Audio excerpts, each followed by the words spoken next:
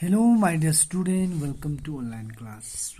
Class fifth के लिए नया चैप्टर हमने कल स्टार्ट किया था, टुवर्ड्स फ्रीडम। तो कल हमने पढ़ा था, हल्का सा ब्रीफली पढ़ा था, थोड़ा सा इंट्रोडक्शन। इंडिया में क्या फेमस है, सबसे पहले हिंदुस्तान में कौन आया था, फिर ब्रिटिशर ने कैसे हिंदुस्तान पे कब्जा किया, फिर जो भी सामान थे वो सस्ते में लेते थे, फिर उनको हाई रेट पे बेच देते थे। फिर आहिस्ते आहिस्ते पूरा ईस्ट कंपनी, जो इंडिया में ईस्ट इंडियन कंपनी आया था, वो पूरा एस्टेब्लिश हुआ पूरा होल इंडिया में। फिर ये एडवांटेज कैसे हुआ, कमज़ोर यूनिटी की वजह से। तो आज हमें नया चैप्टर पढ़ना है, डिसकंटेंट अमंग इंडियन। तो once the British were firmly established in India, एक बार जब हिंदुस्तान में अंग्रेज़ों का मजबूती से क़याम अमल में आया था, दे एक्सप्लॉइटेड द फार्मर। वो क्या किया, फार्मर के साथ, किसान के साथ ज़बरदस्ती किया। ज़बरदस्ती करने के बाद ट्रेडर क्राफ्टमैन, फार्मर के साथ, ट्रेडर के साथ, क्राफ्टमैन के साथ, और जो रूलर थे लोकल किंगडम का, उनके साथ उन्होंने क्या किया, ज़बरदस्ती किया। The farmer was made to pay very high tax.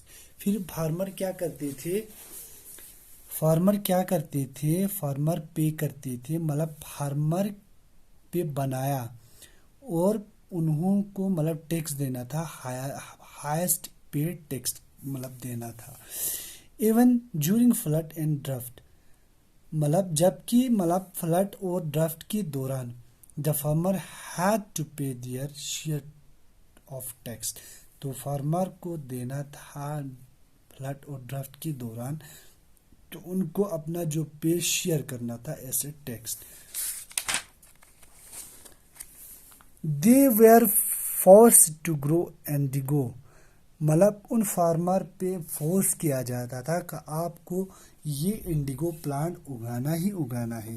तो इंडिगो क्या होता है, एक प्लांट होता है which is source of Indigo die, तो जिसमें से एक कलर निकलते है, ब्लू कलर। एंड कॉटन, और उनको बोलता था आप कॉटन और इंडिगो प्लांट लगाना है आपको, तो उनको फोर्स किया जाता था। These where brought a very low rate, तो फिर उसको उगाने के बाद फार्मर से वो लोग खरीदते थे बहुत लो रेट पे, and sold a very high rate in England. फिर यही डाई कॉटन प्लांट को ले जाके इंग्लैंड में वो एक हाई रेट पे बेच देते थे, एंड अदर्स कंट्री, और दूसरे कंट्री में भी। दस फार्मर इन इंडिया बिकम पोरर, इसलिए जो हिंदुस्तान का जो फार्मर थे वो बहुत गरीब थे। Many die due to starvation, और बहुत सारे फार्मर मर गए किसके वजह से, स्टारवेशन, भूखे पेट से, या कि फाका की वजह से। Cheaper mile made cloth was imported in India from England, और बहुत सारे क्लोथ्स बनाए जाते थे बहुत सस्ता, फिर उनको इंपोर्ट किया जाते थे हिंदुस्तान से इंग्लैंड की तरफ। As a result the handloom industry of India suffered. फिर रिजल्ट क्या होते थे, जो हैंडलूम था, इंडस्ट्री था, वो हिंदुस्तान में वो सफ़र कर रहे थे।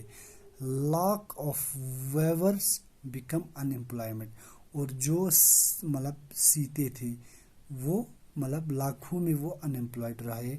दे suffer the same fate as a farmer, अब जैसे फार्मर सफ़र कर रहे थे उनका किस्मत भी वैसे ही हुआ। हैंडलूम और वीविंग जो लोग थे जो अनएम्प्लॉयड थे। The British did not allow the Indian to open mills and factories. अब देखो, ब्रिटिशर हिंदुस्तान की जो आवाम थे उनको अलाउ नहीं करते थे ओपन मिल्स, न मिल्स खोलने के लिए, न फैक्ट्री खोलने के लिए। India traders were not allowed to trade, और जो हिंदुस्तानी जो तिजारत करने वाले थे उनको भी अलाउ नहीं किया जाता था अपने सामान बेचने के लिए। इन एटम्स देयर चूज, जो अपने चॉइस का जो भी बेचना चाहता था उनको इजाज़त नहीं देते थे। तो आज इतना ही, इंशाल्लाह कल हम पढ़ेंगे कि रिवोल्ट, फिर ब्रिटिश के अगेंस्ट कैसे रिवोल्ट किया हिंदुस्तान कि जो अवाम ने। इंशाल्लाह कल पढ़ेंगे नया टॉपिक के साथ, तब तक के लिए खुदा हाफिज़।